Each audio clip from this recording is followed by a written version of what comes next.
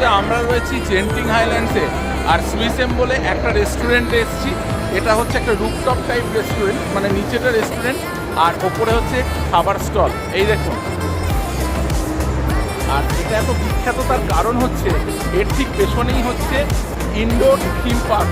দেখুন আপনাদের দেখাই পুরো অ্যাম্বিয়েন্সটা।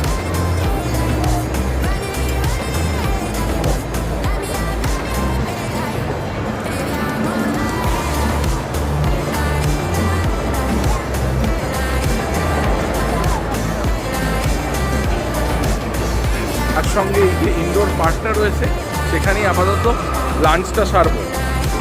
কি কেমন লাগছে? ভালো লাগছে তো? হ্যাঁ মেমা, কেমন লাগছে? দিয়ে গেছে চিকেন টেরিয়াকি, তার সঙ্গে একটা কোল্ড ড্রিঙ্কস আর ফিশ অ্যান্ড চিপস।